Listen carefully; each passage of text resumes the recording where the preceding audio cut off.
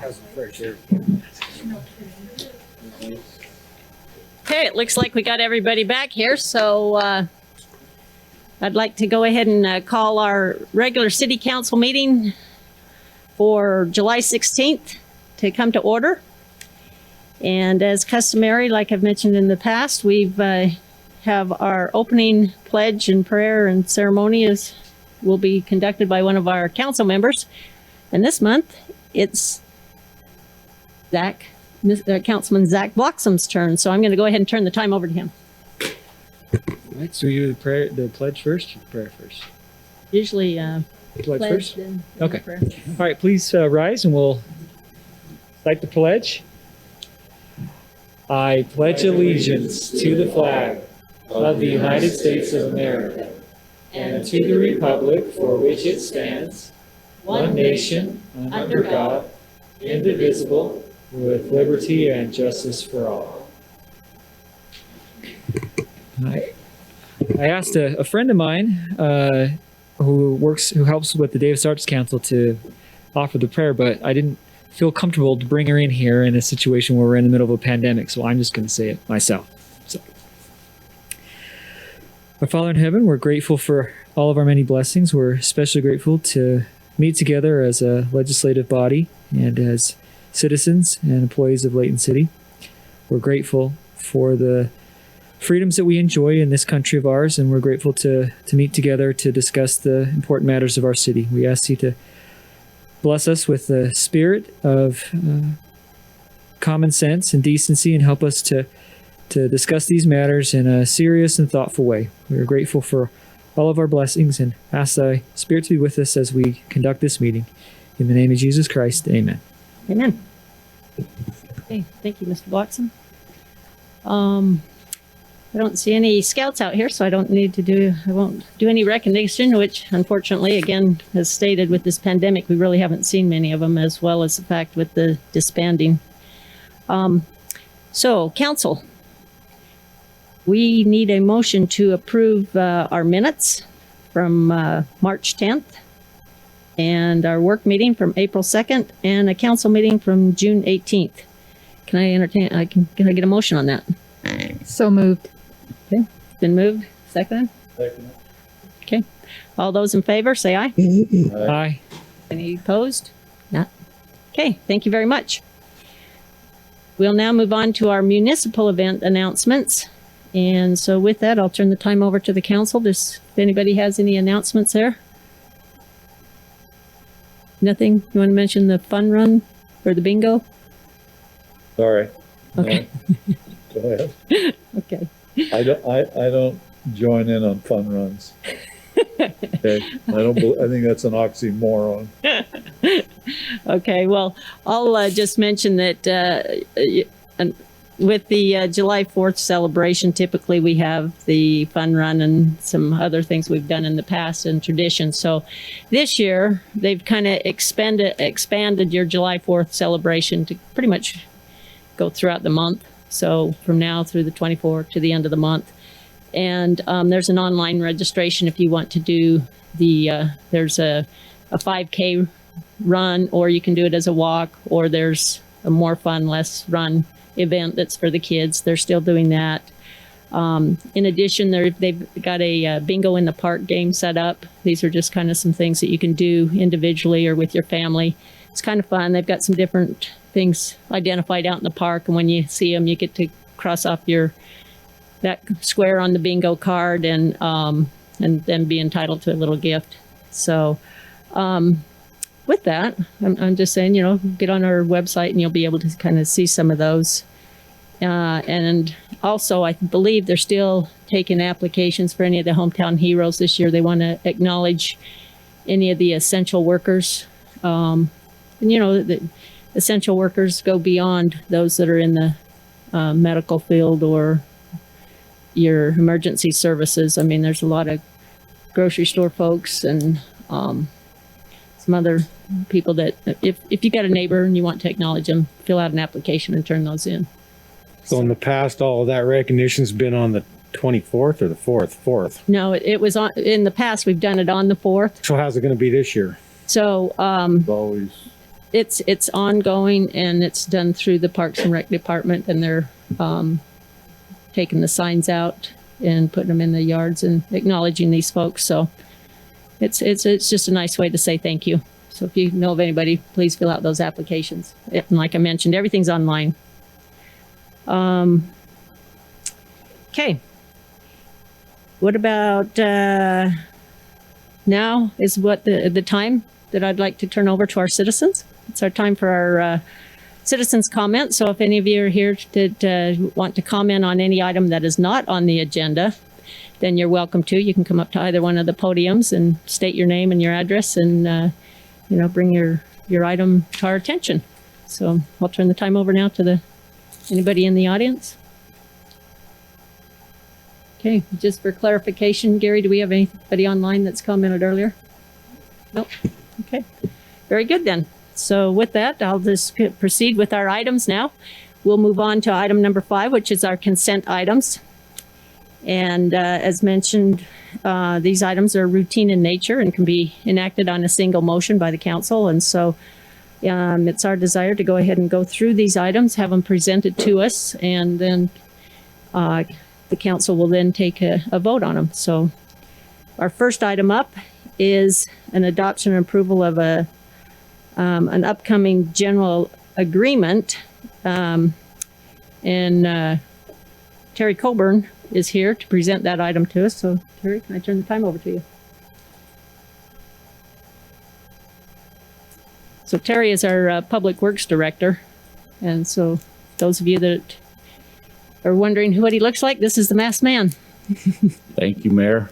Bring before the council Resolution 2046, adopting and approving certain upcoming general agreements, permits, and easements, including a third-party relocation agreement regarding water facilities in the Antelope Drive area pertaining to the highway construction project identified as US 89, Farmington to I-84 in Davis and Weber counties, Utah. UDOT is engaged in constructing the highway project identified as US 89 Farmington to I-84 in Davis and Weber counties. UDOT has awarded a contract for the project, and the design build contractor will design and administer construction of the project. Layton City owns and maintains existing public improvements, facilities, properties, and easements within the roadways at various locations within the scope of the project. UDOT's project construction necessitates relocating, adjusting, or protecting a portion of the city's facilities, as well as working within the city's right-of-way in relation to the project. There will be several general agreements, permits, and easements requiring execution of documentation as the project progresses along allowing UDOT to perform said relocations, adjustments, or protections of city improvements and facilities, necessitating the timely execution of said documentation. Third-party relocation agreement between UDOT and the city is one such document and details the specifics of the relocation of the various water facilities in the Antelope Drive area. The city will retain ownership of the relocated water facilities once the project has been completed. Staff recommends the council adopt Resolution 2046. And let me just add that basically what this does is it's for routine type documents that need to be signed, like moving one of our water lines out of there right away, into the road. The mayor or the city manager can sign these to expedite. Instead of waiting 2 weeks, we can get them expedited so we don't slow down this $800 million projects. Any betterments that would be entered into that come up would be brought back to the council for council's approval. And with that, I'll take any questions. I have one, and this might actually be for the man that's not sitting in the chair right there. I don't know where Gary went, but Alex, you might be able to answer this.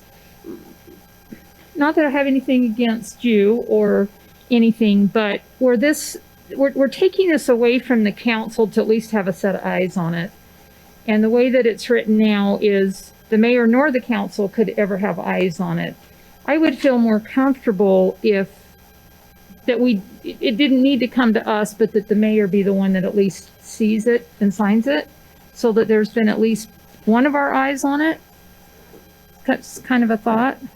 Yeah, in fact, the way that the document is written is that the mayor or the city manager has the ability. It's not just the city manager. And so as the mayor and I have talked about this, the initial approach would be to, if the mayor is available, to have her sign it as a matter of course. And if she's not available, I'm here every day, obviously, that I would sign it. Again, these are non-monetary issues. They're routine in nature.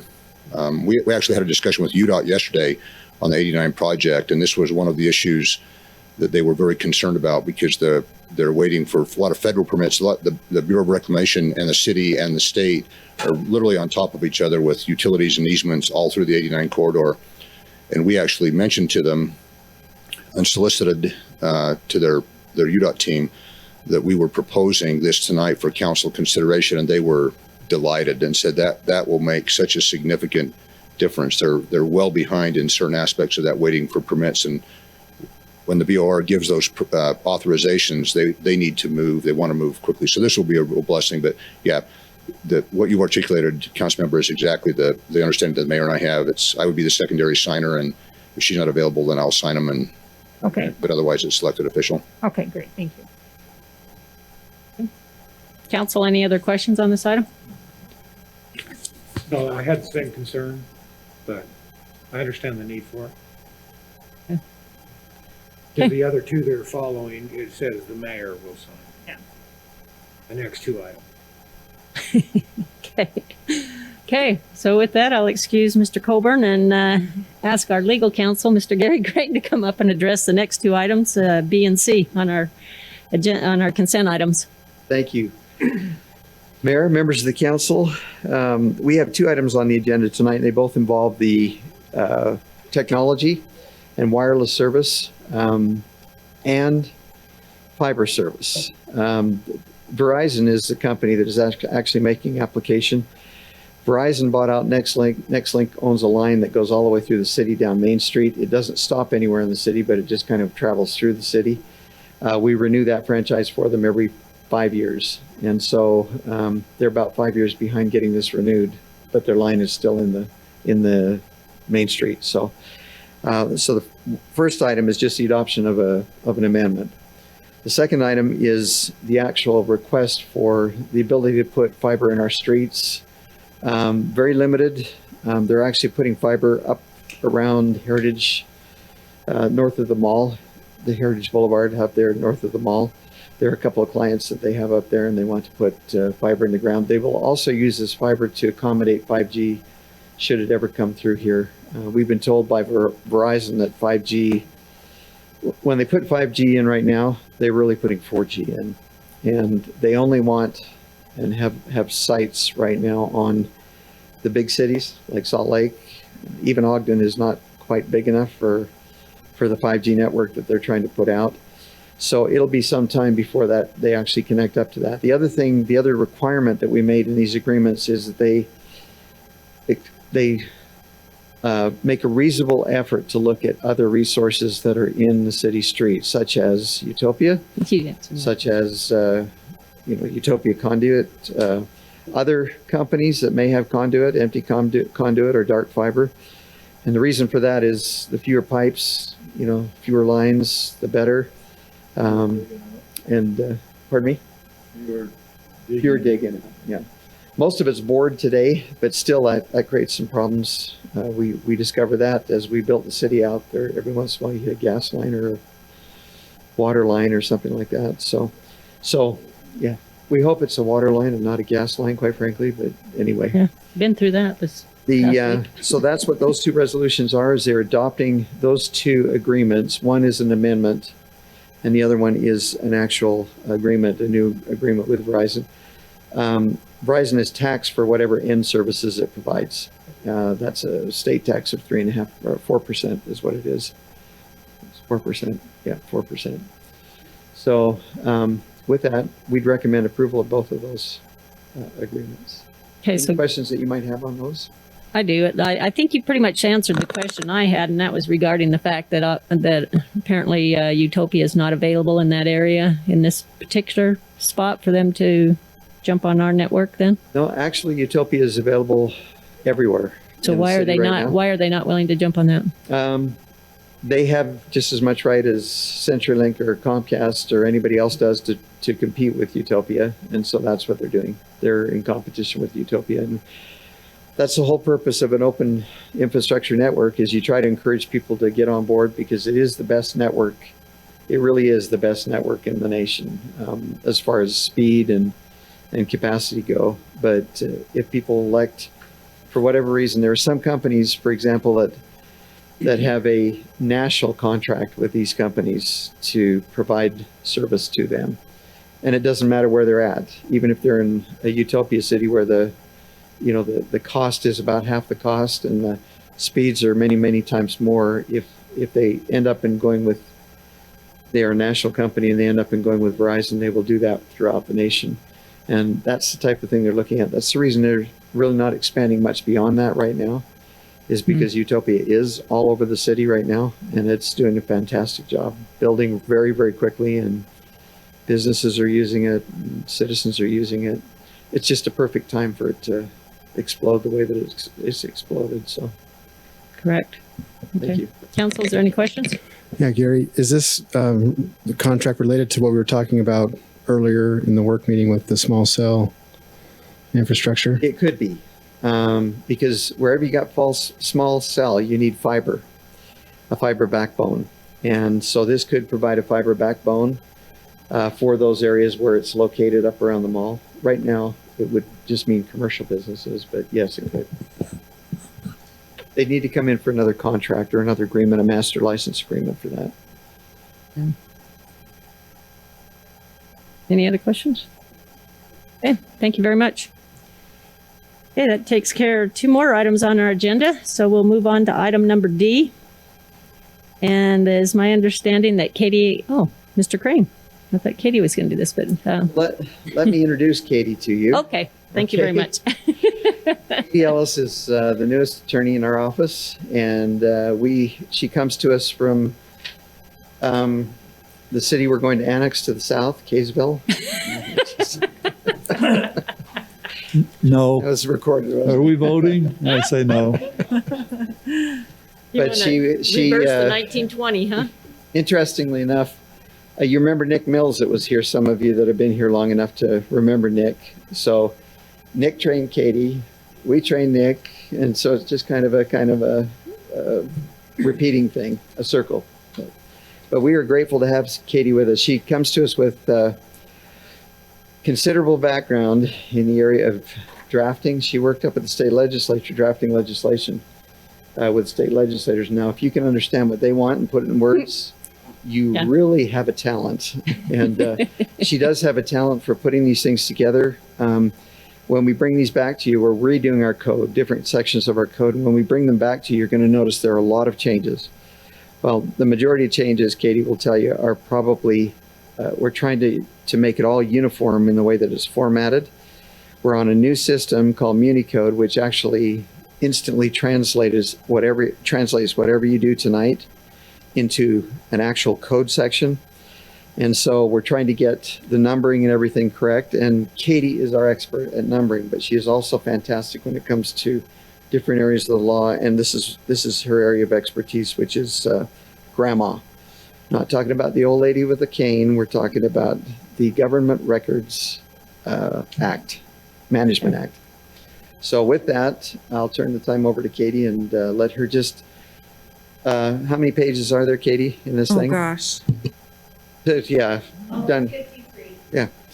So we'll go through each page patiently with you, and we'll be here till midnight. You want everybody to log off now, huh? We've summarized it to a single sheet, and we'll tell you what the major changes were up at the legislature. The majority of them, the changes that you see in front of you, are more format changes, taking one section, putting it in another section where it made sense. So I'll let her go to town.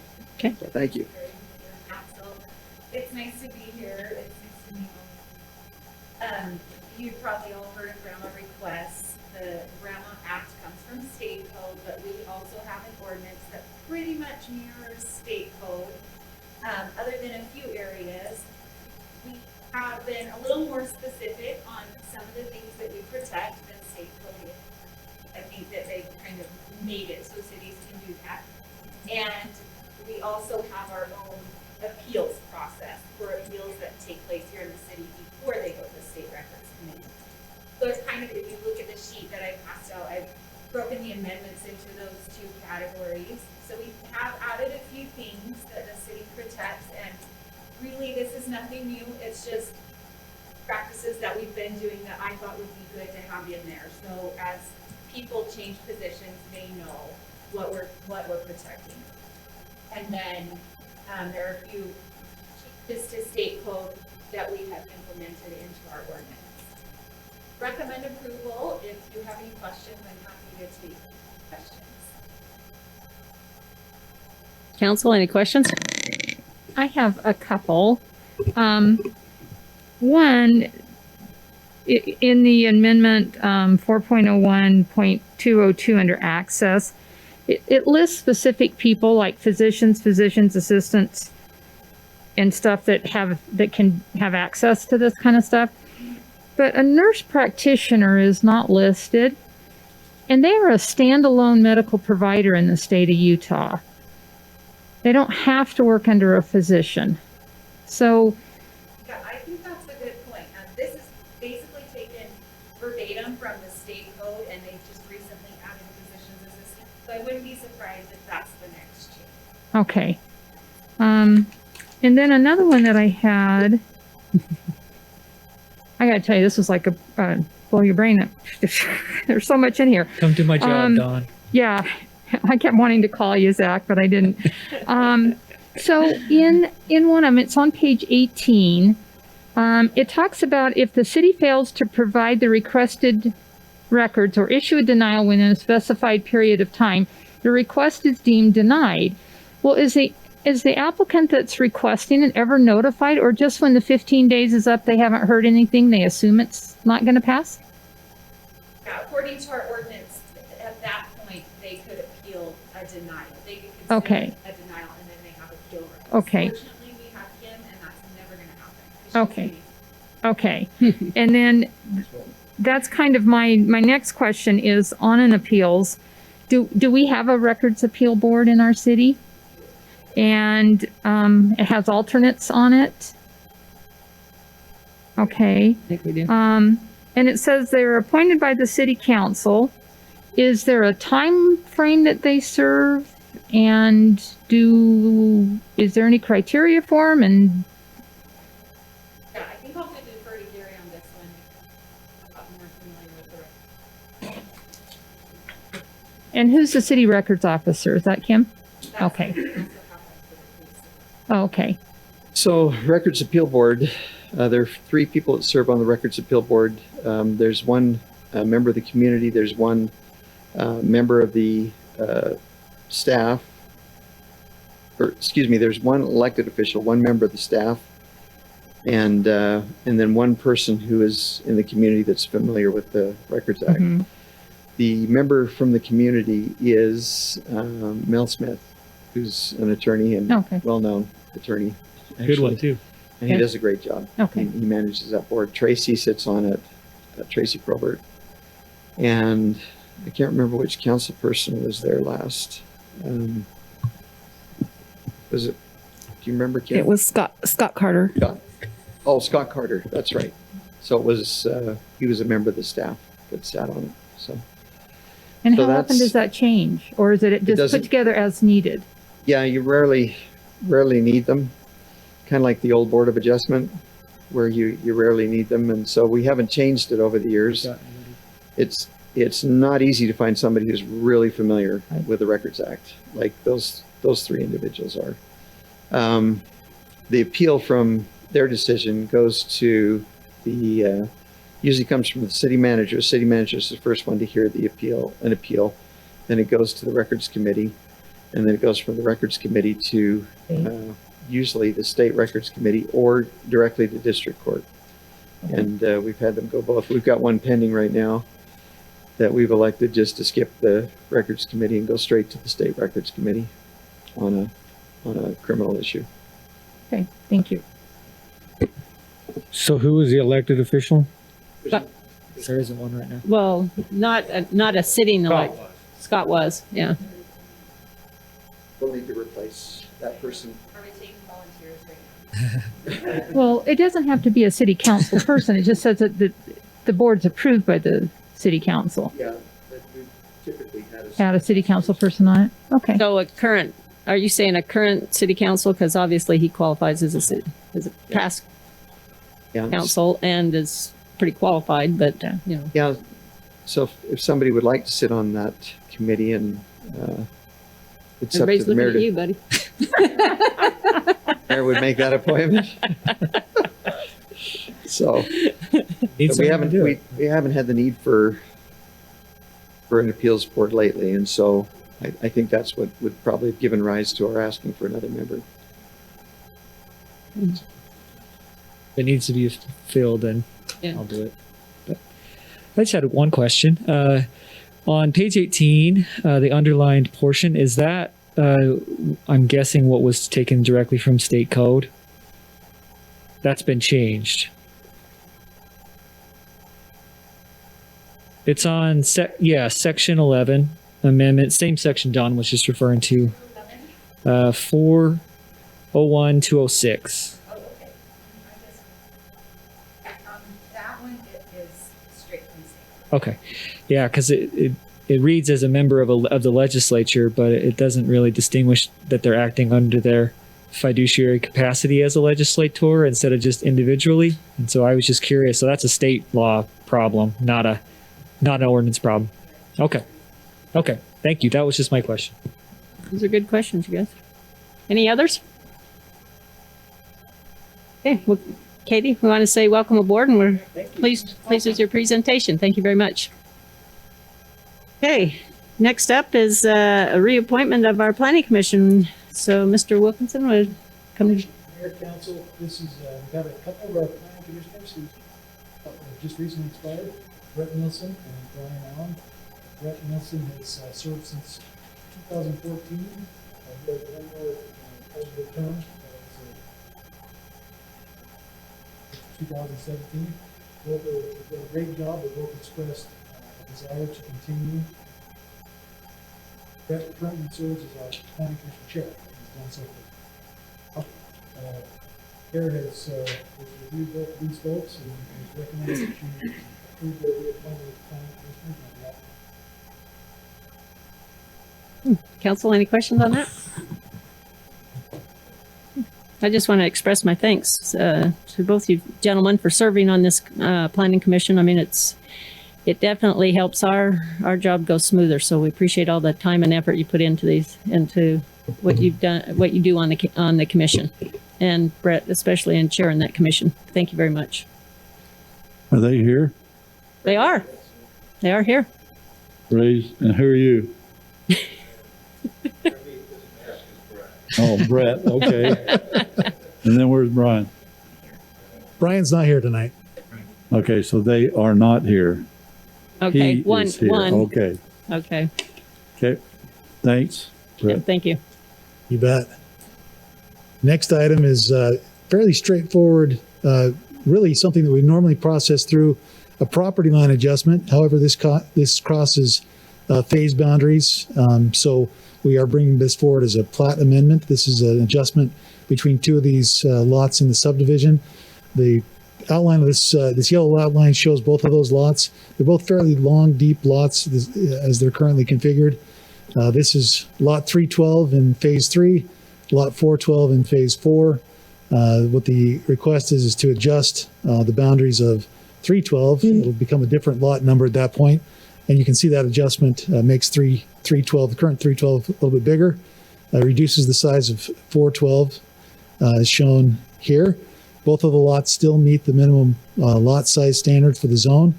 And again, this is something that normally we do through a property line adjustment, but because of that phase boundary, we've brought it forward as a subdivision amendment. We are recommending approval, and I'd be happy to answer any questions if I can. Council, any questions on this one? Okay, seeing that there's none, Chad, thank you very much for presenting the items. Okay, council, that brings our consent items to a close, basically. And so I'll entertain a motion, and if you wouldn't mind, restate each resolution or ordinance that we've discussed here. Well, I make a motion that we approve them as read. Okay, so item A is resolution 20-46. Item B would be resolution 20-43. Item C is resolution 20-48. Item D is ordinance 20-15. Item E is resolution 20-47. And item F, That's just an approval. just an approval. Yep. So with that, a motion's been made. I'll take a second. Okay, it's been moved and seconded. All those in favor say aye. Aye. Aye. No oppose? Okay, thank you very much. We will now move on to our public hearing portion of our meeting. And with that, council, I think what we'll do is we'll deal with each item and be able to vote on them individually. Okay, so with that, we'll start with, actually, just for the record, Mr. Wilkinson will be presenting all of the items tonight, A through D, but as I mentioned, we'll vote on each one of them separately. So we'll start out with item number A. So go ahead, Chad. Thank you. Mayor, this is an item to change the proposal to change the text of our current zoning ordinance. The applicant is here with us tonight, and I think was going to plan to speak during the public hearing portion of the meeting. The request is to change the setbacks standards for the RS zone for accessory structures in a corner side yard setback. The diagram that I show on the screen right now is a diagram of our existing and the proposed setbacks. On the right is the existing setback standard. It's a requirement to have a 30-foot corner lot side yard setback standard for accessory structures. You can see that illustrated there on the right. On the left is the proposed with a 20-foot standard. That's the proposal from the applicant. This is consistent with a change that was just made by the council just a couple months ago. A separate request by another individual to change the primary setbacks for the principal structure in an RS zone from 30 to 20 feet. You can see that illustrated there on the right-hand side. This would make those accessory structure setbacks consistent with the principal structure setbacks. This was reviewed by the Planning Commission, and they did forward a recommendation of approval to the council, and staff would join in that recommendation of approval for ordinance 20-23 to change the corner side yard setbacks for accessory structures in the residential suburban zone from 30 to 20 feet. I'd be happy to answer any questions. And again, the applicant is here if you have questions for him. I know he's planning to speak. Council, any questions? Okay. Thanks. So with that, since it's a public hearing, we need to have a motion to open this public hearing. So moved.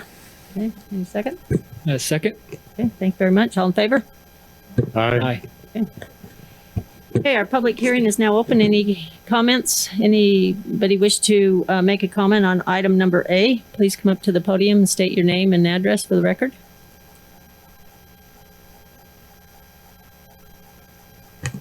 My name is Cameron McBride. I'm at 3407 West, 75 North. And the reason for the request to make the setbacks consistent with the other zones, the other single-family zones, is partially a desire to, as someone owning a trailer and 2 teenage kids and 1 more on the way, keep our cars off the street and sidewalk currently, especially in the winter. That's a problem. But where we're running into challenges also as part of the zoning ordinances is that there is a maximum 25% hard surface requirement for a rear yard. With a 30-foot setback, it becomes very difficult to meet that requirement and still have the detached garage deep enough to accommodate vehicles and trailers, etc. So the hope is not only to,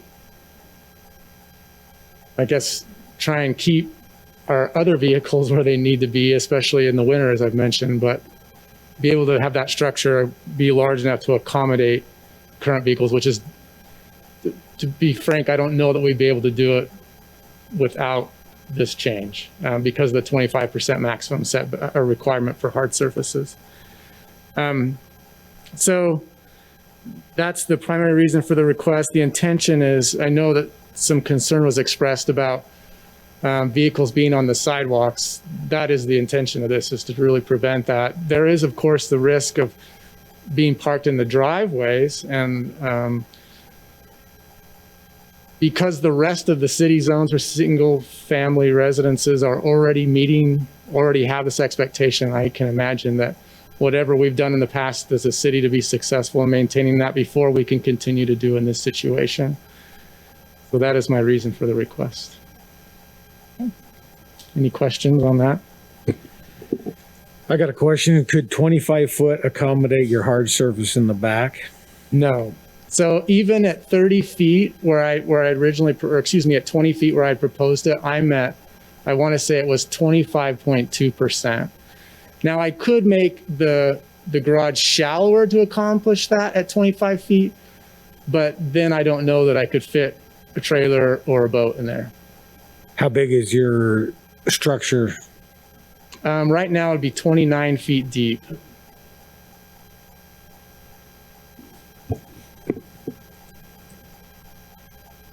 Okay. Any other questions? Anybody else that is here want to respond? This is a public hearing, so this is your opportunity to make a public comment. Okay, I need to verify with our online folks to see if there's been any comments coming in that way as well. None? Okay, being that there's none, then I'll go ahead and call for a motion. Madam Mayor, first of all, I'd like to close this public hearing and make a motion that we adopt ordinance 2023, amending chapter 19.05, table 5.1 of the Layton Municipal Code to allow the setback to come on the side yard from 30 to 20 feet. Okay, is there a second? I'll second that. Okay, it's been moved and seconded. I'll take a roll call vote on this. I'll start out with Councilmember Thomas. Yes. Councilman Morse. Aye. Councilman Fitzpatrick. Aye. Okay, Councilman Bloxham. Aye. Councilman Day. No. Okay. It passes 4-1. So thank you very much on that. We'll move on to item B. Thank you, Mayor, Council. This next item is an application for a zone change. This is a rezone request from RM1 PRUD to mixed use MU zone. The property is shown on the screen, outlined in red. It's right on Gentile Street, 1225 East Gentile Street.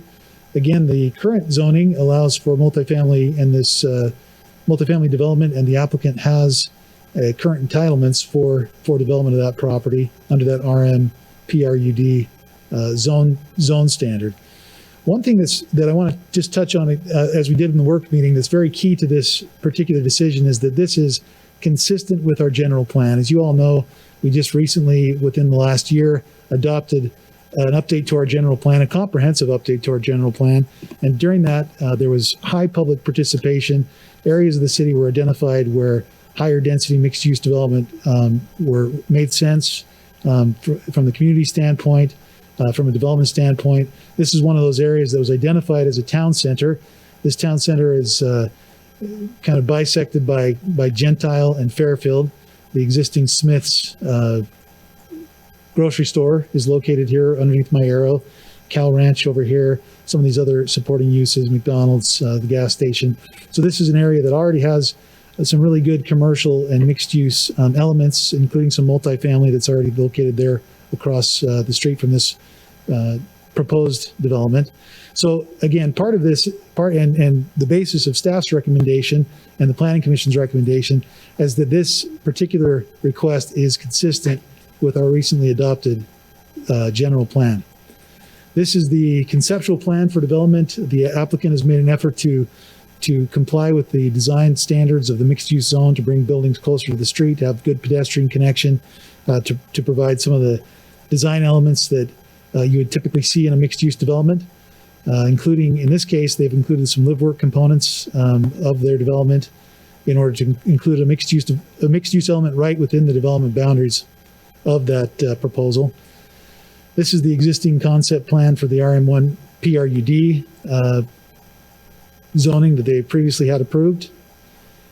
A couple of shots of the conceptual elevations of the buildings that are shown. This would be the building where that live work potential would be for someone to have a small office space, shared office space, so they could operate a business as part of their or very close to their unit.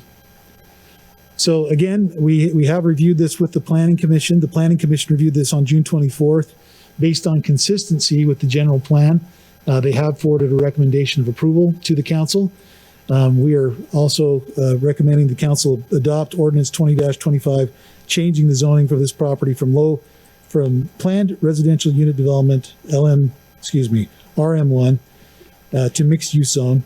And I'd be happy to answer any questions. I will say also that the applicant is in attendance. If you have questions for the applicant, they can answer those for you.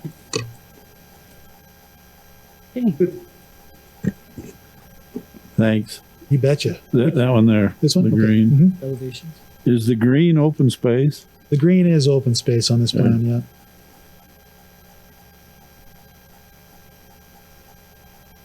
Okay. Does anybody else have any questions? I have some of the applicant. Okay, this is the public hearing, so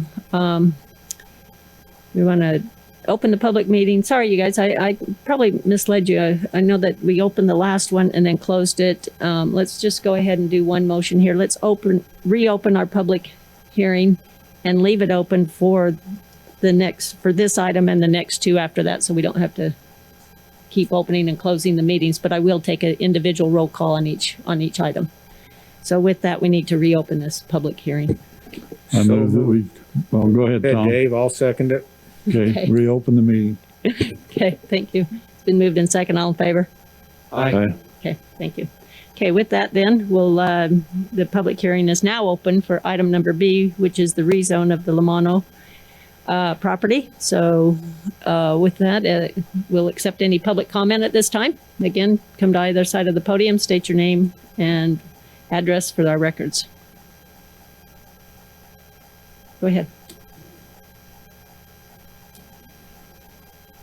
My name's Mary Schaefer, Okay, and my talk. address is 250 North Adamswood Road. Can you kind of eat the mic when you talk? Sorry. Oh, sorry. Can you hear me? Thank you. Anyway, I live in the Legacy Cottages apartments, and so that property is directly, like if I'm sitting on my back porch, that property is right there. And I love it right now because it's awesome, because the deer come, and the birds. It's a very nice view of the mountains. And my concern is my view being blocked. That's just, I don't know what else to say. So they're planning on building houses there? Or apartments? Condo units? Is that the plan? Townhomes, condos? Yeah. Okay, how high are they gonna be? Okay, this is a rezone request, so we don't have that yet, but certainly the applicant's here if he would like to comment on that. Yeah, that was the only comment I wanted to make. Okay. I hate to see that nice land changed. Chad could answer what the maximum height of a mixed use is.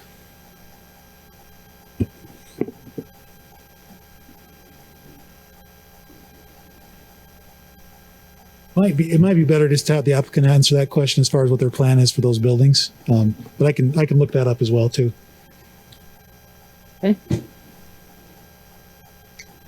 Okay, would one of the applicants want to go ahead and come to the mic and please state your name and address for the records? And again, with the masks and that, if you guys can kind of lean into the mic and speak clearly into the mic, that will help with picking up all the audio. So I'm Zach Lamano, and the buildings are going to be about 32 feet, I believe, overall. So they're 3 stories high at the max. The side units are only going to be probably 20 feet. So So, Mr. Lamont, what is the intent with that building for? How do you plan on making a mixed use out of it? So currently it has a space below for a shared conference room. It's like, I want to say 17 by 18 feet for the entire complex. It has a manager's office. It has a parcel room that'll be shared as well for all the mail delivery and anything like that. And then the 2 lower units will have access from Gentile Street off the sidewalk that are laid out to be a mixed use sort of office space, or if someone owned, let's just say a hairdresser could lease that space that lived in the resident itself. So the residential units are actually 2-bedroom, 2 baths, and those are laid out to be literally a mixed use space where they could use it in that capacity. Or if someone wanted to use it as their actual office space that doesn't live there, it could be rented out in that same capacity as well, or used in that capacity. So it's really anything you can think of to make that work. That's why we're considered it a mixed use building. Even the units upstairs could basically be that capacity as well. So there's multiple things going on in that unit itself. And you asked how big it was. It's like 50 feet by 40 feet. So it's a pretty good size space to be functional for multiple items. Okay. Put it that way. What drove your decision to not continue with your RM1 PRUD ordinance versus coming in and requesting something different? I think the use of the land, for the most part, would be, we only gained about 13 units, but I think with the way that it's laid out with our buildings now, we can make it more appealing visually with how they are, as opposed to chopping it down and having covered carports and things like that. The way the buildings are structured are, in my opinion, going to be pretty sightly for Layton City itself. It'll complement the temple going across the street. They're gonna look really nice, and there'll be covered garages. Whereas if we reduce that capacity, we're going to do carports, things of that nature. So I think that'd probably be my answer. So in the mixed use, there's no requirement, as far as I'm aware of, for amenities, but there isn't a PRUD.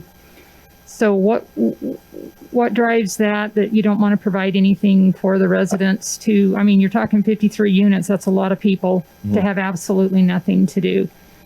I think we have enough space on that site that we could provide that, if that's something that the council would like to see. There's a big area with that retention pond. There's a good size area of greenery just behind that mixed use building. I want to say that's 50 feet by 30 feet that we could apply a small playground, something, volleyball court, bocce ball, pickleball. And we could put it all in there. There's plenty of space there to really accommodate activities for that community if we wanted to do it. Okay. Thank you. And then I have a question for Mr. Wilkinson.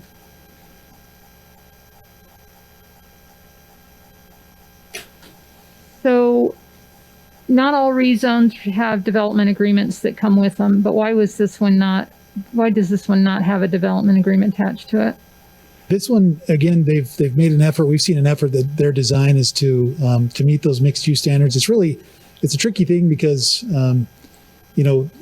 we don't always require development agreements. If we had a concern about a particular item, we might require that development agreement. In this case, we think this property has the size, the capacity to have a mixed use development on it. So we don't see the need to to have specific standards and, specific development agreement type standards in place? Okay, because, I spent a lot of time on that general plan. This is not what I envisioned mixed use would be.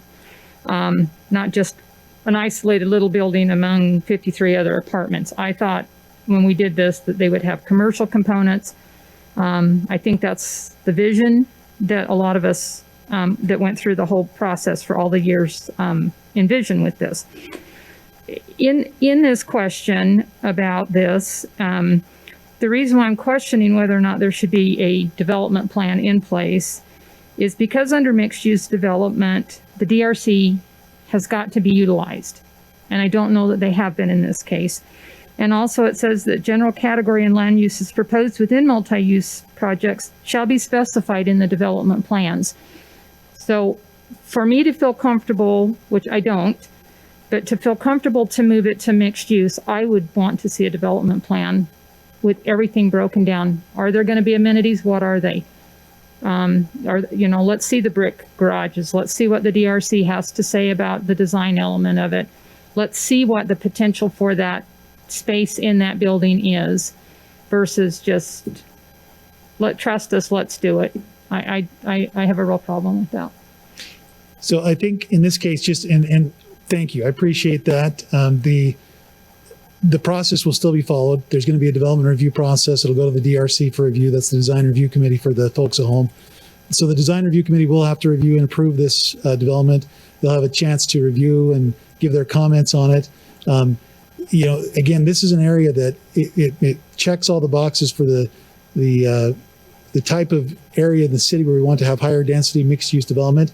The question of mixed use on each particular parcel, it's important to remember that mixed use, is not required to be on just one property. The mixed use area can be mix of uses across different properties. It can be mixes of uses vertically in a building. There's a lot of options that create a mixed use area. And in this particular case, this town center already has some of those commercial elements in place. In fact, the fact that there's a grocery store is kind of the anchor of this town center is a really big deal in terms of creating what you want with a mixed use center, which is the ability for people to, live, work, play. You want to have the ability for people to be able to have very close services, walkable amenities, and by amenities, not just recreational amenities, but also shopping opportunities for services very close by. This is a really good example of that. So as far as our recommendation is concerned, we think there are going to be times when 100% residential project is appropriate as a mixed use zone in conjunction with the town center in that area where we've already got that mix of uses established. In this case, the applicants also agreed to have a commercial element, those live work units that we think is, again, kind of an additional reason why this meets the intent of the general plan, and certainly will provide additional opportunities for work in this town center. So again, this was something that we feel that meets the general plan, meets the intent of the general plan, and the Planning Commission agreed and recommended approval of this development, of this zone change. Okay, like I said, in my mind, if we would hold off for a little bit, come back with the development agreement, I want to see what the DRC has to say. I really do in this particular case. And I want to understand better what these development opportunities are for this live work unit or commercial building or whatever it is. I think those are abstract ideas at this point. I'm not willing to just check the box and hope the project turns out good. We already have residential apartments and townhomes across the street, so it's not, the current zoning isn't any different than what we already have on the ground there. I just think if we're going to take the leap to go to mixed use, in my mind, I want to see more understanding as to why I should relinquish what's currently on the ground for the mixed use.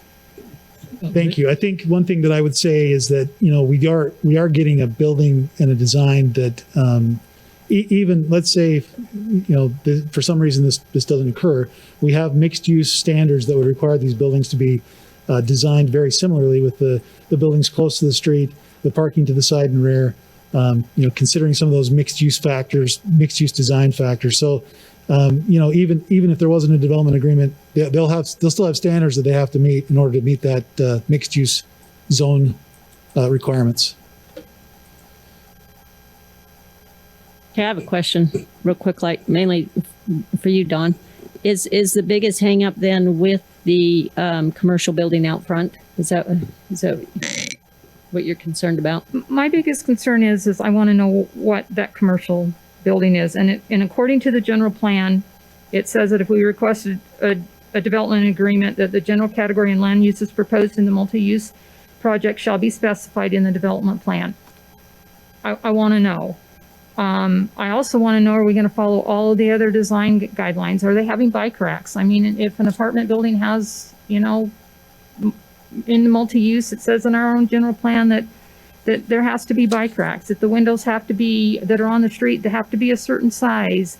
I don't know that I see any of this in anything, because I haven't seen what the DRC or what the actual plans, there are 14 design guidelines that fall in this under 19.25-100 on mixed use.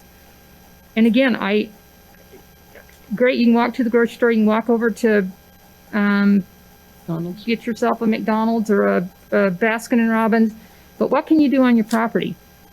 We hear from him that, yeah, you might be able to play bocce ball, or you might do this, or you might do that. I want to know it. I want to see it in the plan, and a development agreement would allow that.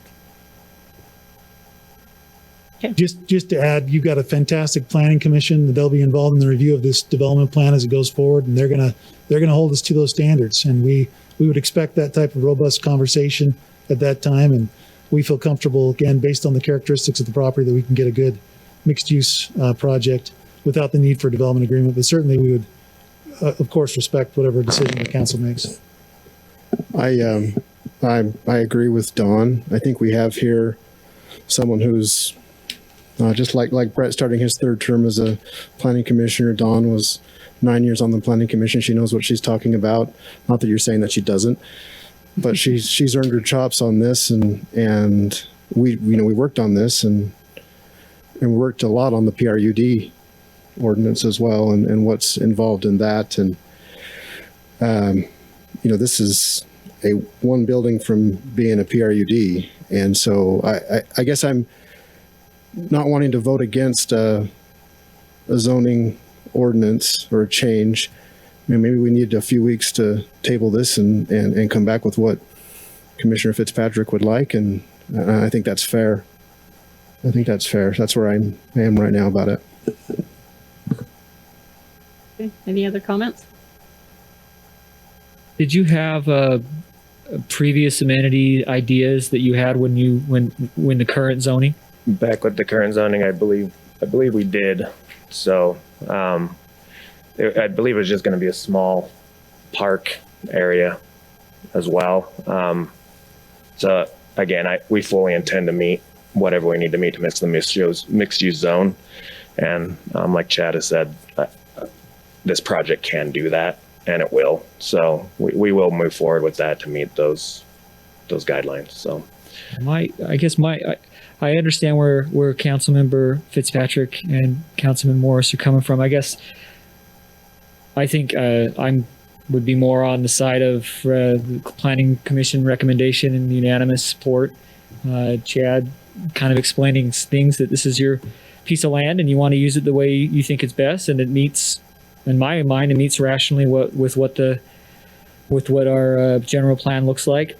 My question was on the amenities, because there's no reason to change the zoning if it's just for that single building. And then if you had this great amenity plan for your previous zone and now that's gone away, that's where I might not be as involved trying to see it your way, because then the people who live there, you get 13 new units and that's good for you, and you get some lease space that you can lease out to businesses. But if the people who are living there have some amenities and some things that they were going to get under the PORD, and now they're not getting them because it's mixed use, that's where I could see it.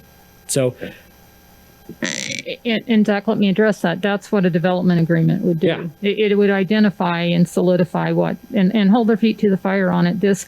We will do. I can tell you 9 years, and I've watched builders say, I will do, and they don't.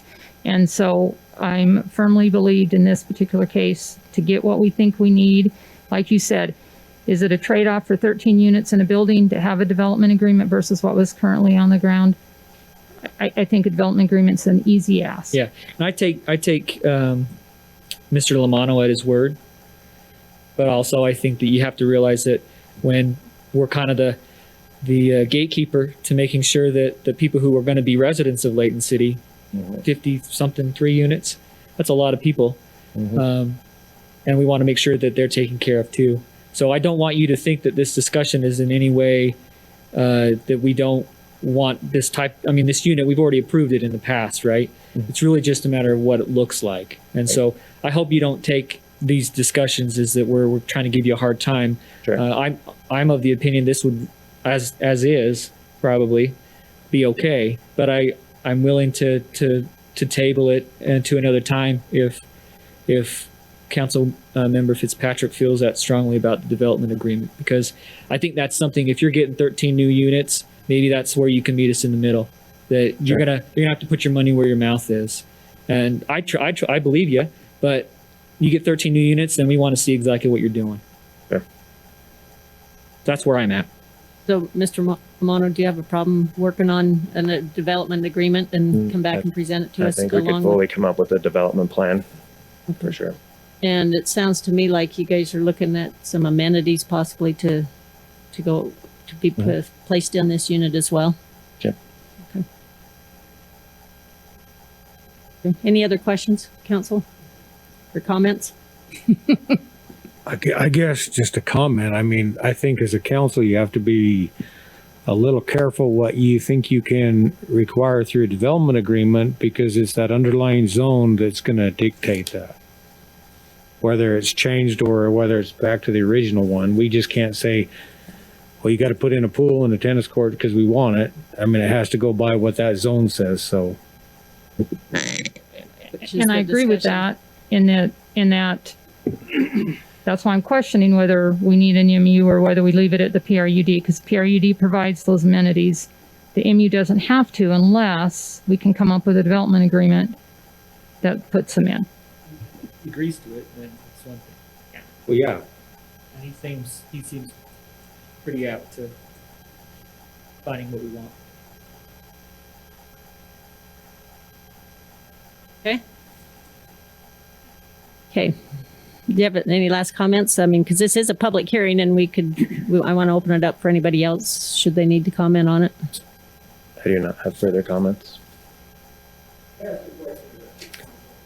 Actually, if you could come to the mic and state your name and address, and we'll be happy to hear your comments.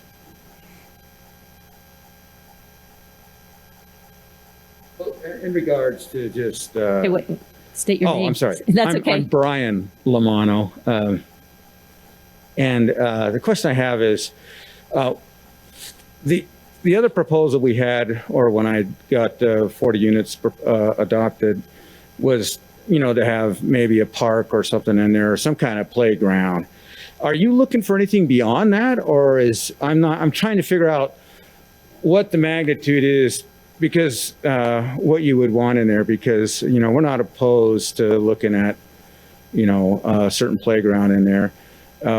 We have a nice design for the street options and everything that we don't think the city's ever seen. So it's going to be pretty nice, but I'm just curious what you would want so that we would know that whether or not it's feasible or not, and so if a small playground is good for the tenants and stuff like that, then yeah, that would be something doable, But if you're looking for, higher amenities than that, it's going to be hard costs on this project, And so what we did is we took the city's design that they gave us, the building concepts and everything, and we've been trying to work with the city real close to come up with a building that is better than just 3 12-plexes down there, and with garages and stuff where it's more aesthetically pleasing to the eyes and stuff like that. So we want to work with the city, but it's just I guess the question is, what amenities would you want?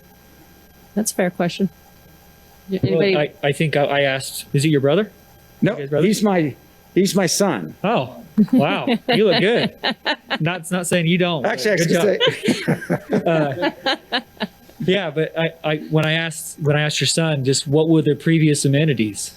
Yeah, we had playground options in there for the tenants. You know what I mean? So, but that's really all that was there. Yeah. But we're willing to bring that back. There's a place. In fact, we discussed it not even before this even came up. I said, well, that area behind the commercial building could be pretty much used. We can make that totally all park area for the tenants there. We can shorten the cement. We can do a lot of things. I don't have a problem with the green of the city putting a small little amenities park in there or something for that project. And you don't have a problem then go ahead and writing up a development agreement stating that? Because I think that's kind of the hang up here is they want to make sure that it, well, I mean, that isn't there a typically way with the we can rezone, just agree to that today at this council meeting? I mean, if we agree on public record that we'll put in I just don't know what the design feature would be for that park. Right. But if it's standard, what we see in typical multi-housing, which is a park with, slides and things like you normally see for children and stuff. Yeah, we're not opposed to that. We can agree to that here on record. And that we would have to do that forthcoming with our as Chad's presented, that we have to meet certain standards as we come through the construction phases of this development, that we have that in place for you guys. Otherwise, the project wouldn't go. We're looking at the mixed-use rezone for the property, so amenities can be added if you want. If you want that agreement, we'll be glad to do it. I'm not opposed to the agreement. I'm just saying, why can't we agree here at the council meeting? Because we'd like to get moving forward. There's a date-sensitive time frame on that road, October 15th. So it's kind of a sensitive time frame. And so I'd like to agree to the council that we put a playground amenity right behind that commercial building area, because we had already kind of talked about that dead zone. It's just a grass area. So we can make it even better if you want it there, My other concern is what are you trying to accomplish on that lower level? What are you looking at recruiting or leasing to? So it's a shared workspace. So meaning that those people in that area, in the part of the complex, could use that area as whatever they're using it for. They could use it for, insurance office. They could use it for whatever the people in that complex would want to use it for. They actually could be leased out to a separate entity if they wanted to be for commercial use in that area.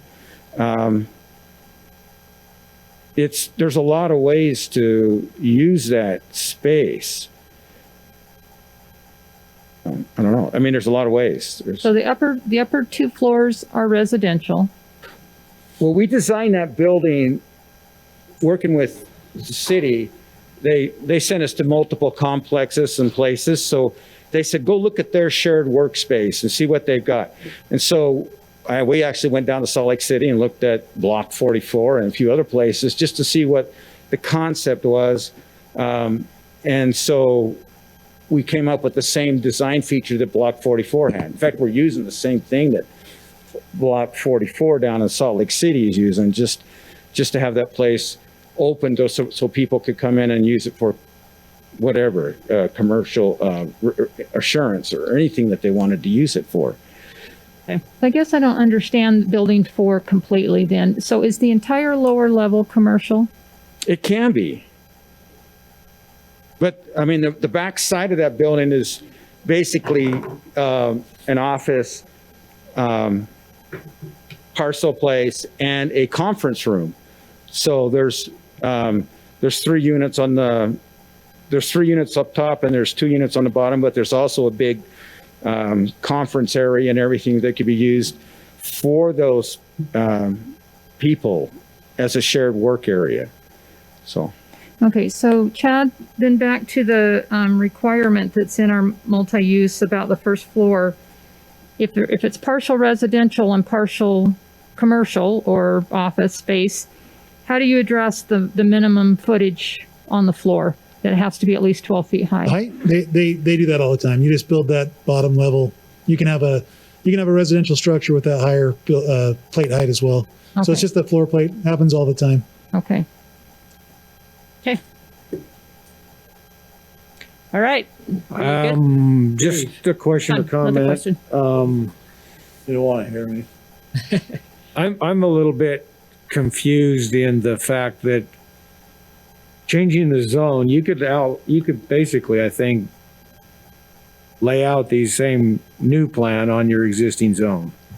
The only difference really is that little 2 units or so of live work. So that's where I'm kind of having a problem is you've already got it. You could lay it out different. You don't have to stick with your old layout. You can change it to something like this as the existing zone. Okay, I'm not following you. What we did was we came down to the city. The city gave us some design options. They actually give us pictures of everything that they liked as far as in this town center that they wanted. And so we designed that building that we've got based on that town center design that they gave us. And so we used those pictures and everything. I didn't bring them with me, but that the city gave us to have access to the street and a few other things, at least along that frontage. And so that all the units in there would have that feature. The buildings themselves are designed based on that what they gave us. But wouldn't that fit as well on the existing zone, other than maybe closer to the road in this zone compared to the old one? So there is that design element of having those buildings push closer to the road. There is an increase in the number of units. That previous approval had a cap on the number of units that they could have. So this does allow them to increase the units a bit. Well within the planning for that corridor, it's not a huge increase in density, but it is an increase that would not be allowed by the current zone. But the current zone or this zone doesn't necessarily dictate what the building's going to look like. Well, yeah, they do. Yeah, they do have design standards for both zoning districts. This one allows you to, again, get that more of a mixed use design element where you have the buildings closer to the street. So there certainly are some other alternate design standards with the mixed use. And both of them have, via setbacks, via building height, both of them have design standards.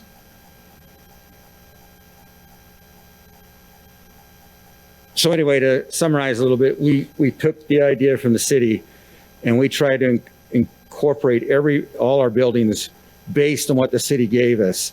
And so we scratched the old buildings and started from new just to come up with a better design feature down there that's more attractive than just 3 12-plexes down there.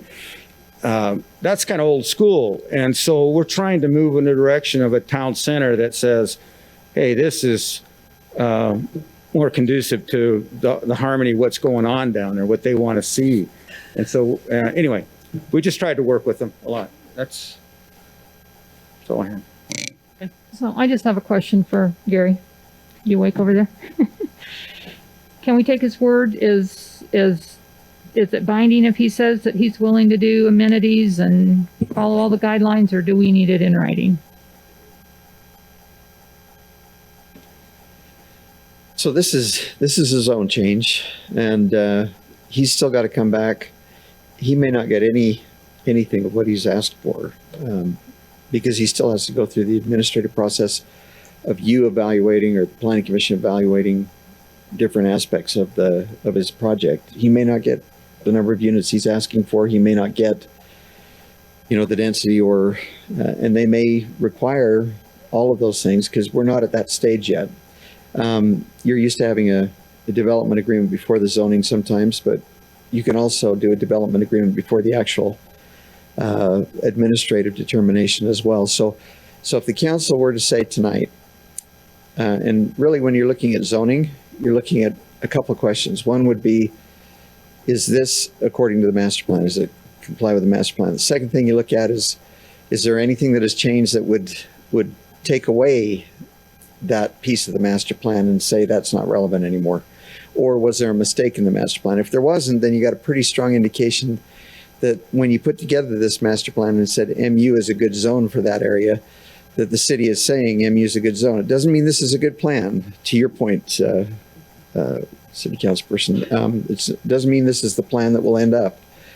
You could give instructions tonight to the planning commission to make sure that they come back with a plan, a development agreement, and a plan that reflects what you're talking about, which is maybe more open space, more space dedicated to recreational type use. But what you're looking at is just the underlying zone right now. And to Tom's point, once the zone is locked in, it's locked in. But guess what? The plan isn't locked in. You can do many different things once, according to your development plan, your design development plan. But this is just the first step. If you feel that it really needs to be designed all that, that far at the zoning stage, then you'd make a decision to delay the zoning, to delay approval of the zoning. I wouldn't make a decision to refuse the zoning, because if you do, that's a year wait, right? Those of you that have been on the planning commission, you'd have a year to wait before you could apply for anything similar to this. So tonight you're here looking at the zoning, you're saying, yeah, that's appropriate zoning for this site, and you're giving him instruction, well, we don't like this plan.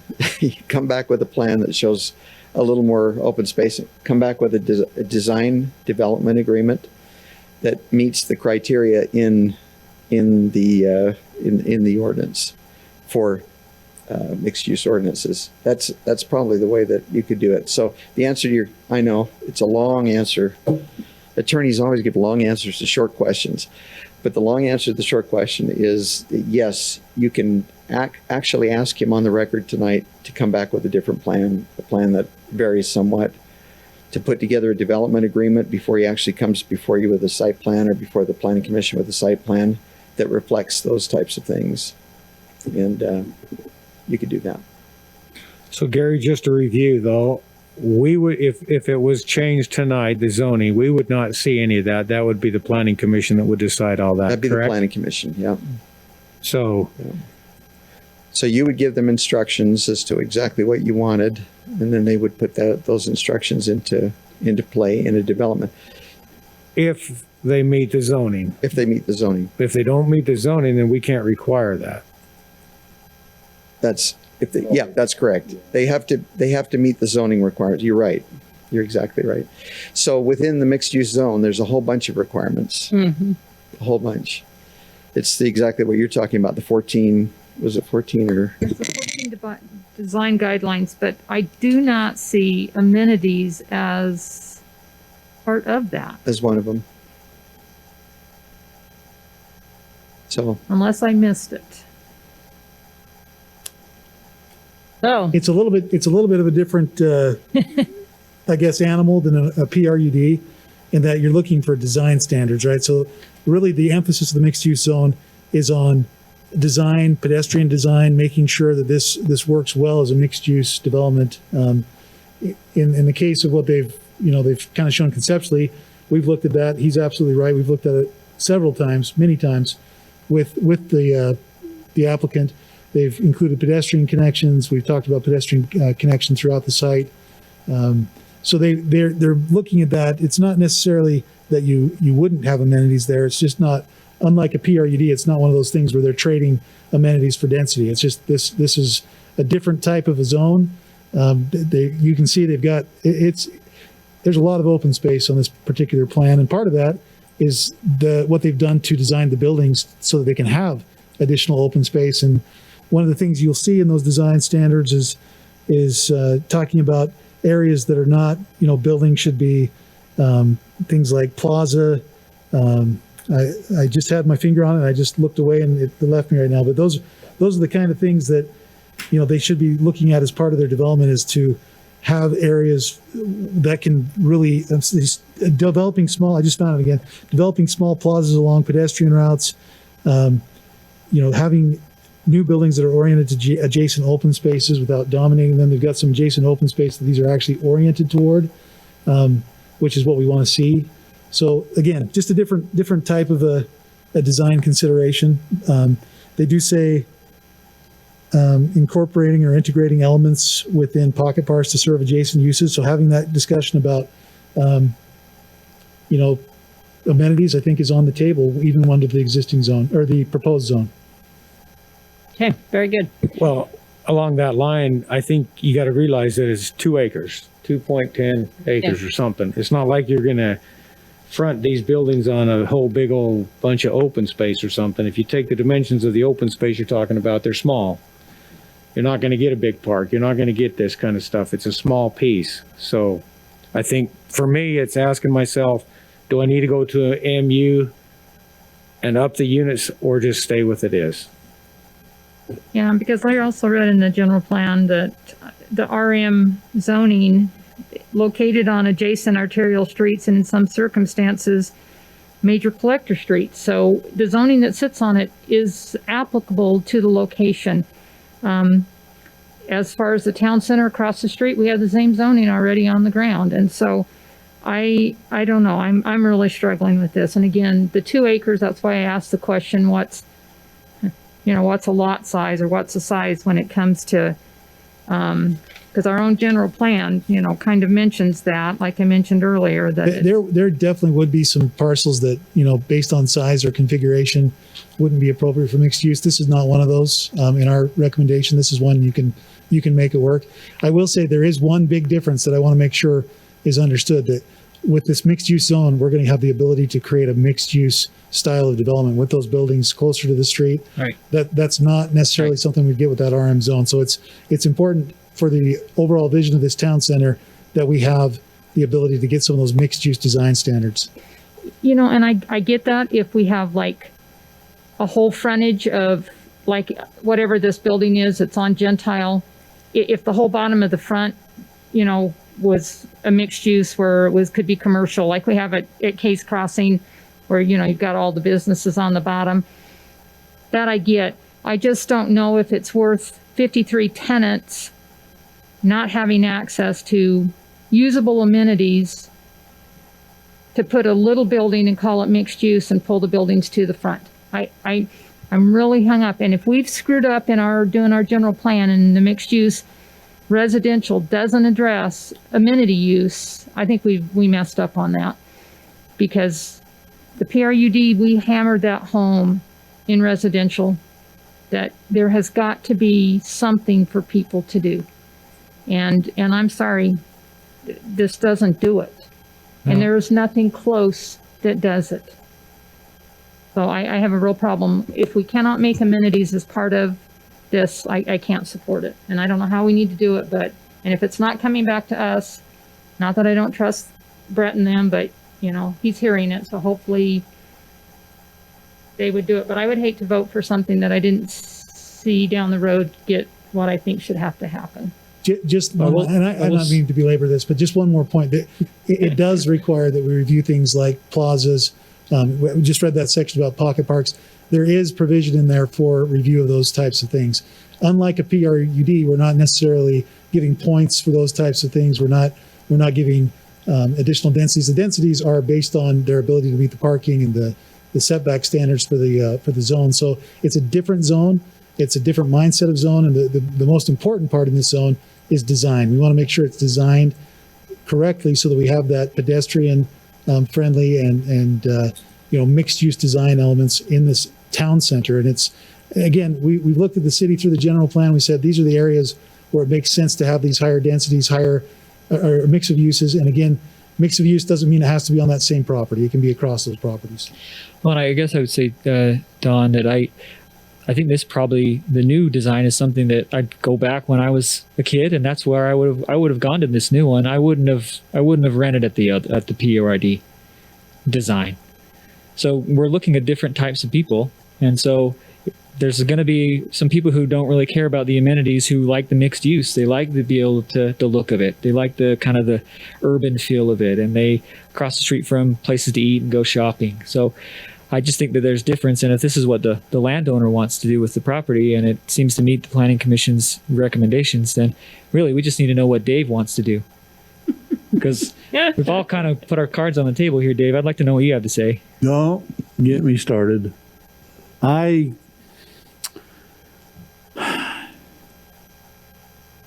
don't feel as though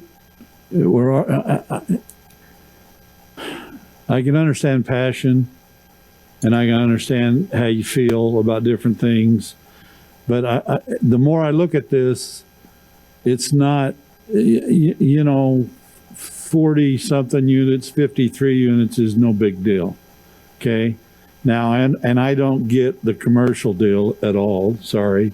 Never been on the planning commission for obvious reasons. But you know, if they want to have commercial below, I don't have a problem with that. I assume you've got, is that apartments out front or something from the building? That's a can, it's not, it is?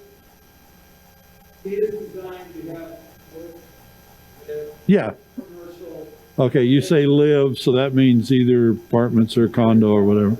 Okay, well, I don't, those, you know, I don't know what we're arguing about, kind of. I kind of do, I'm sorry, I kind of don't. Because you got, whether it's one way or another, you're still, we have the ability to say we don't like it. Is that right?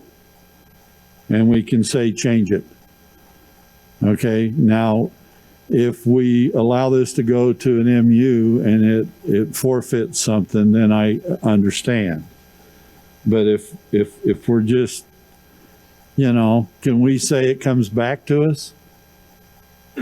So because evidently we don't trust it not coming back to us. If you were to ask us to do a development agreement and come back to you before we change the zoning, we certainly could do that. No, I mean after we change the zoning. After you change it, goes to the planning commission and then they would review it based on the zoning standards. Can we tell them it's got to come back to us? Not by ordinance. Once this has got that mixed use designation, the review process is to go to the planning commission.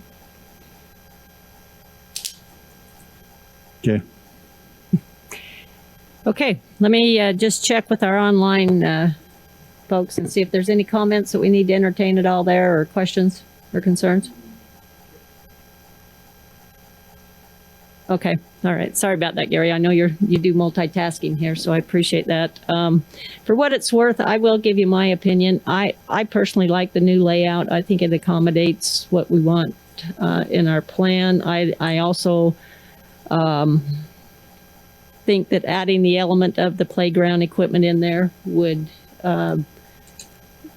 definitely enhance it, and I would highly encourage it. And if we need a development agreement in place to make that happen, and the applicant seemed to be okay with that, I think that would be great. But you know, this I know you guys are the ones that have to make this decision, so I will allow you to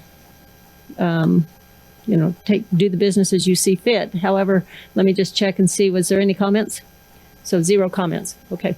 Seeing that there's none online, is there anybody else in the audience that would like to comment on this public hearing? Okay, being that there's none, I would entertain a motion regarding the rezone request for the Lamano property.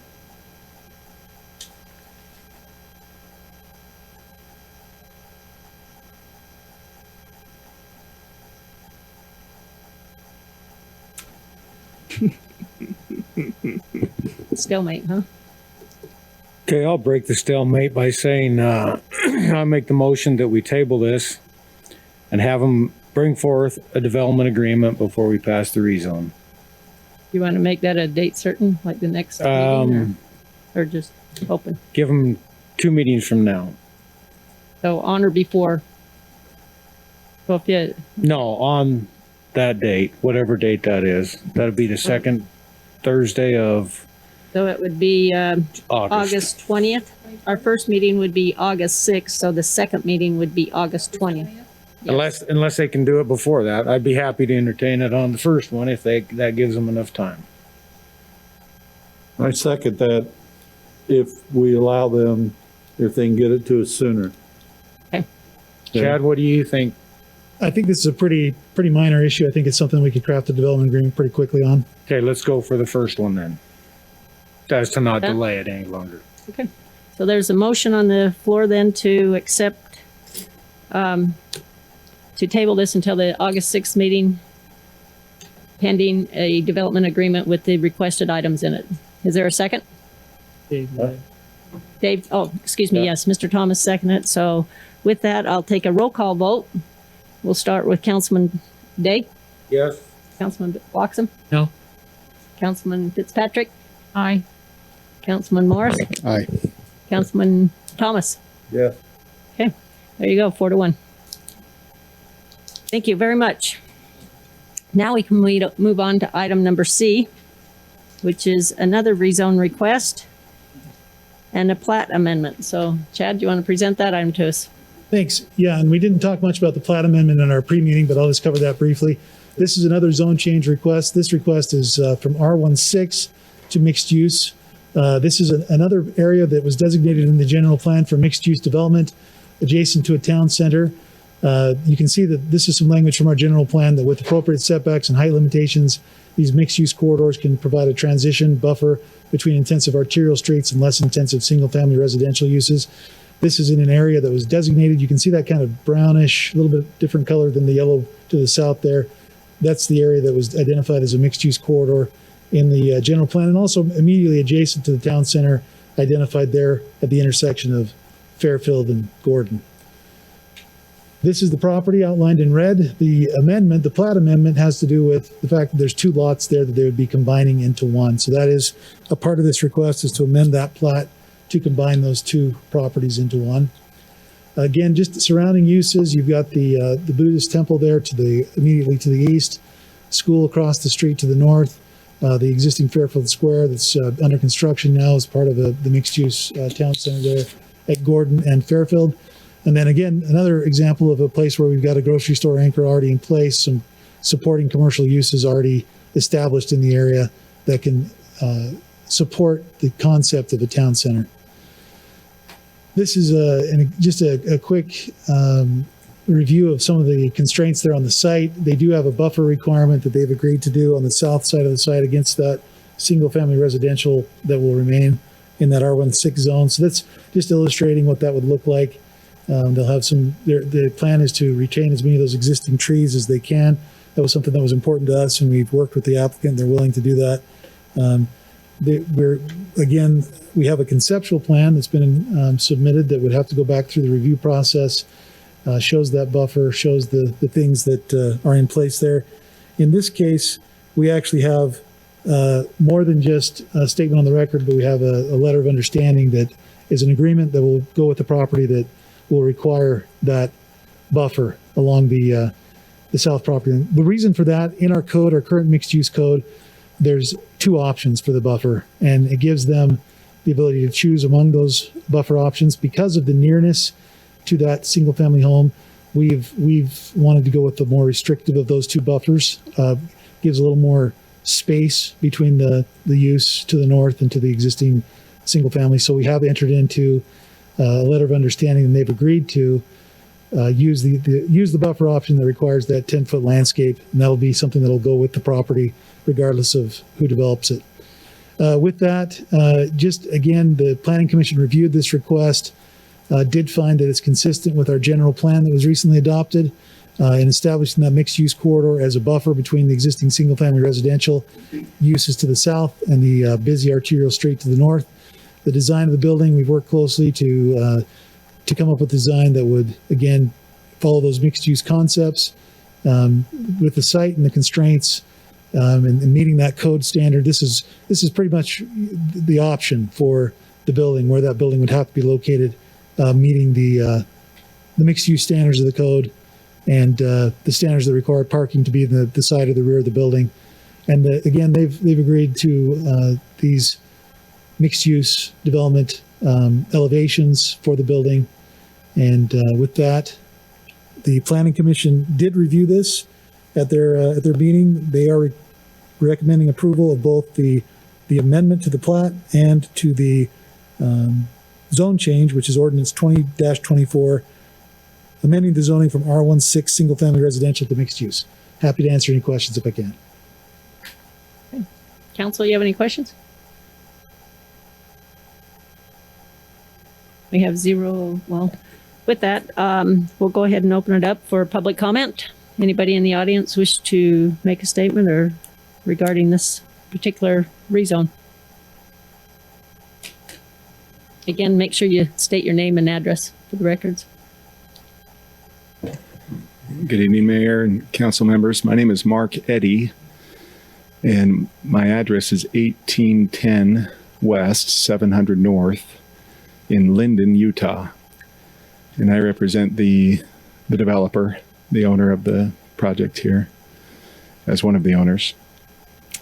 And just happy to answer any questions if you had any. Just wanted to state that I'm here in support for the record. Thank you very much, Mr. Eddy. Is there anybody else that would like to comment regarding this property? And and we have 0 comments right now coming in online. Question? Okay, Mr. Thomas, you have a question? Were the kids, the crossing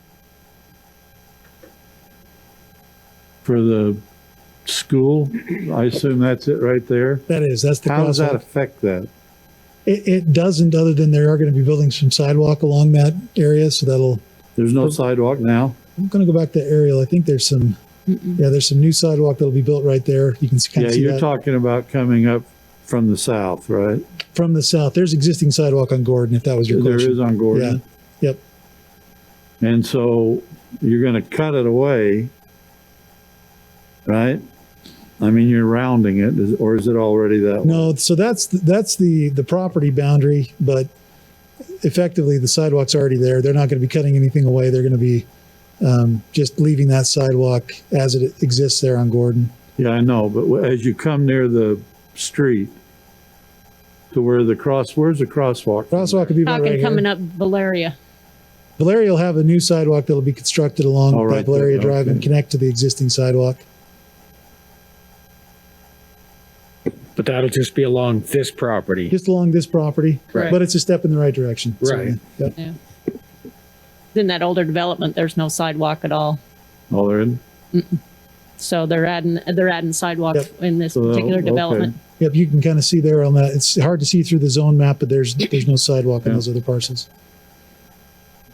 So it's not going to create a problem in some respect? No, it'll actually help with the Okay. pedestrian side of things. Okay. Yeah. Any other questions, council? Nada? Okay, I'll entertain a motion. Madam Mayor, I move that we approve ordinance 20-24, the rezone request and plat amendment for the Valeria and Gordon rezone and Wasatch Heights plat amendment. I'll second it. It's moved in second that we approve the rezone request. I'll take a roll call vote on this. I'll start out with Councilmember Fitzpatrick. Can I state why, Gary, if I'm voting no? I'm going to vote no on this because according to our general plan, I think 0.38 acres is too small to be a desirable MU, and I worry about the parking, so no. Okay. Councilmember Thomas.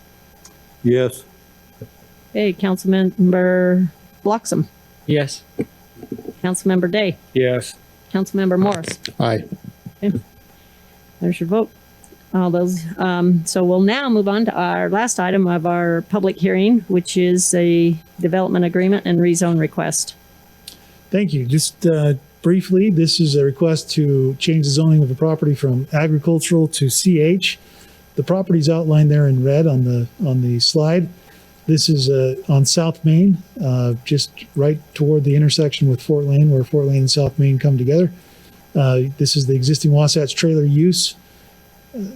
The proposed zone change would be just for one parcel. It's just this parcel shown in green, identified as parcel C on this slide.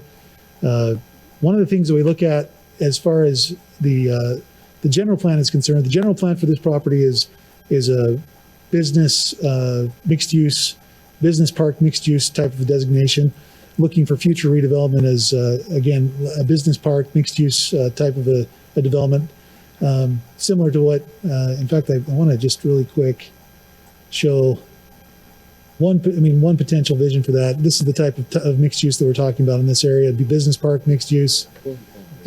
So part of the challenge with having that type of a development is parcel consolidation. When you have very small parcels, it's difficult to to achieve that type of, consolidation for a development of that magnitude. So in this case, this is seen as a step toward that eventual business park mixed use designation to get some parcel consolidation to occur. The applicant has agreed to consolidate some of these parcels as a step towards that, and agreed to, if it becomes available in the future, even consolidate additional parcels so that we get a really good viable development site. In terms of mixed use development, having a long, narrow parcel as it's shown or as it's currently configured, it's difficult. It makes some very difficult constraints on a property that are hard to overcome. So having the ability to consolidate this parcel it really does benefit the implementation of the general plan. These are some of the elements of the development agreement. We went over these in some detail during the work meeting. I can go over any of those if you'd like, but in a nutshell, it requires deadlines for consolidation of the parcel, for some removal of some non-conforming issues that occur out there on the site right now, and for some provision of some landscaping along Main Street. So with that, the Planning Commission has reviewed this request, and they are recommending approval of the zone change from agricultural to CH, which is ordinance 20-26, and be happy to answer any questions if I can. Council, do you have any questions? Yeah, I got a regarding this question. So these folks are here just wanting to continue the trailer business, correct? That's right. By getting this. So why are we worried about the skyscraper type building and all and having time constraints on consolidating all the property? So under our current general plan, CH zone is not one of those compliant zones for that general plan designation. So the finding that we're making is that adopting the CH zone and having the ability to consolidate the parcels will facilitate the eventual implementation of our general plan. There you go. Which is way beyond what they're asking to do now. But as a way to find that this is consistent with the general plan so that we can recommend approval, that's the finding that we've made. Okay, I'm just curious. I'm not no problem. I'm not against it or whatever, but I mean, it's just kind of baffling that they're not asking for that, but I can see where your vision in the future may be. Hopefully your vision too. That's the city's vision. Zach's vision is for those skyscrapers, not mine. I'd prefer it just a trailer set. They would like to sell to a sky person putting a skyscraper in there. I bet you that. Yeah.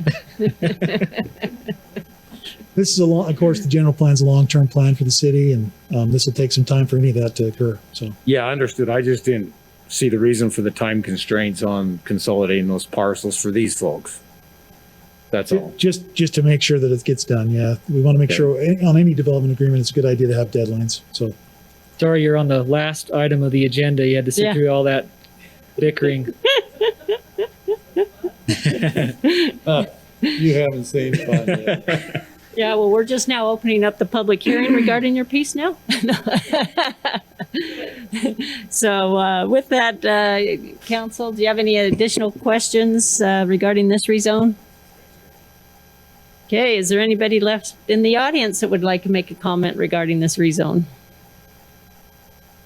Oh, okay, remember to state your name and address.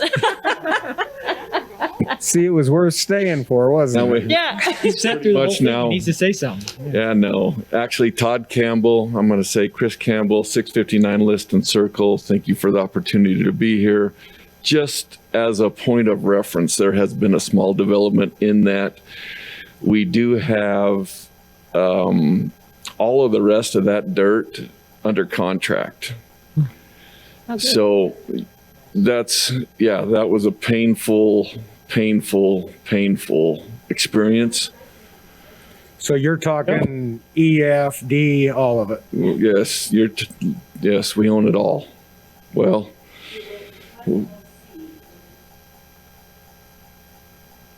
yeah, then we'll own, there's 5 point, help me, Chris. Yeah, there's 5.2 there total if you start at the south end of that dotted white line and move forward all the way up to F. So what you're looking at there is 63 Nordhaven and me in the Bahamas eventually. I don't know what you guys are looking at, but that's damn sure what I'm looking at. I However you want to mix that up, I'm okay with. But we want to make that happen for you. yeah, eventually. I still got some strength left in me for the trailer business, and I'm going to slug it out, and I'm going to create some more revenue and hire some more people and keep going and keep slugging it out. Past that, really, I don't have anything else I would say is probably going to incriminate myself, so I'm going to shut up. But no, that is just so you know. I mean, when we walked in originally, we told them that was our original intent, and I am a guy of my word, and that is where we're headed. And it came up unexpected 2 days ago, but we are in the driver's seat. Awesome. Thank you for your time. Thank you. Yeah, thank you. I appreciate you sitting through this meeting and liven it back up. So thank you very much. Okay, let me defer to our online. We have 0 comments online there. So with that, council, I'll entertain a motion. You need to close the public hearing? On item D and close the public hearing. Yes. You want to do it? Well, I just have a question. Do we have to do, there's 2 motions. Do we do them separately or can they be done together? They can be done together since we're closing. This is the end of our closing, or our public hearing, excuse me. So, Are we closing all the public hearings? So it would close all the public Okay. hearings, yes. Thank you. Zach, you can go ahead. No, go ahead. Oh, wait. Time out. Wait, we got a correction over here. Well, that's good. Well, I am right. Woo! Yes. Okay. So I need to make a motion to close the public hearings and make a motion that the council adopt resolution 20-45 approving the development agreement for the Campbell Agent Legacy LLC and to adopt ordinance 2026 approving the rezone request from agricultural to planned highway commercial. Wow. I'll second that. Wow, well stated. Thank you very much. Okay, I'll take a roll call vote on that. Mr. Morris. Aye. Okay, Mr. Thomas. Yeah. Ms. Fitzpatrick. Aye. Okay, Mr. Bloxham. Aye. Mr. Day. Yes. Okay, very good. Thank you. That brings our public hearing to a close, and actually we're down to item number 7 now, which is unfinished business. Being the fact that in our previous meeting of our work meeting, I did not get to be able to report. Thank you, by the way, Chad, for all your help on that. On the mayor's report, I do have just 2 items I want to let everyone be aware of, even though it's the last and final item here. One is I want to extend thanks and appreciation to Colonel Eberlin on behalf of Layton City. I know he'll be moving. He's been redeployed, so that will be coming up this next week, I believe. So I just thought that on behalf of Layton City, I wanted to give him a shout out and say thank you very much. And then the other item that I'd like to report on is our transfer station. A few of us, myself and a few of the council members, were able to go up and take a tour of the new transfer station here in our city, and it was very impressive. It was interesting to see it in operation, and I just want to make one comment out for everyone to know that the biggest enlightening part of that tour was the fact that the transfer station would prefer garbage not to be in black bags. That when you put your garbage in your green cans, if you don't put it in plastic bags, that would be great because it would be processed easier. As well as, and I know I'm guilty of this, I usually, when I have my bottle of water, I crush down the plastic so it doesn't take up room in my trash can. But quite honestly, at the transfer station, because they're into recycling and a very impressive recycling process, it's better if you leave your plastic uncrushed. So I just thought I'd like to report back on that. And certainly I'd ask for comments, but I mean, we've gone on long enough here. But with that, I'd just like to ask the council members, in closing, is there anything else you'd like to bring before me or discuss? Sorry, guys. I've already talked to a couple of you about these 2 items, but I would like to have the ordinance in the landscaping, as it specifically addresses the park strip, open and reviewed, and look at other ways of landscaping park strips. We've got some properties which are including city properties that are not in compliance because they don't meet the standard. I think with watering and water conservation that we need to be a little more water wise, and park strips with full grass are sometimes not the best. And the second one is we've had a couple of instances already in the city on some code issues regarding the shipping containers being placed in residential neighborhoods and being used as an accessory structure. And I would like to see that we look at an ordinance either taking them out of the residential areas or addressing how they have to be utilized in a residential area if we're going to allow them. And I will be quiet. Okay, those are two good valid comments that, let me just get a taste from the rest of the council members. Are you in agreement? Do you have an opinion on this so that, you know, the staff could then take action? Because I know that generally if there's just one involved, it's probably not going to go anywhere, but certainly if there's three or more, then I would say definitely it's something we need to address and look at. Anybody care to comment on that? I guess my comment on the park strip is, I guess I don't have a comment on the park strip. The shipping containers though, I think we need to look at where, if so, then at which zone, which residential zone. I mean, the larger lots, they're either the suburban or the agricultural. Okay, maybe there's a reason for that. In the other residential areas, the smaller ones, we should look at it. Yeah, I'd agree with the shipping container comment. Okay. Yeah, I think that's something to look at. Alrighty. Anybody else? My comment is if any of you guys at any time have anything you want to review, I think it's good to review it. So, yeah, if you have an issue, I'm for reviewing it. And we gotta talk about it. I don't think we need to vote on it. No, we don't. It's just, I'm just asking for your Yeah, opinion I mean, here if so one that make person sure. has an issue, then we gotta have guts enough to talk about it and then see where we need to go from there. Okay. And I agree with that. Me saying I don't know, I don't have a comment about the park strips isn't saying I have an opinion of it. So if we have more information, I'd be happy to if you feel that's something that's important, then we owe it to you. Okay. Well, it sounds like we've got consent here. So, Alex, do you mind making sure that we kind of address those items as we go forward? Or Like no rush. yeah, I don't. Maybe tomorrow. Yeah, we're delighted. We're delighted. August 6th? No.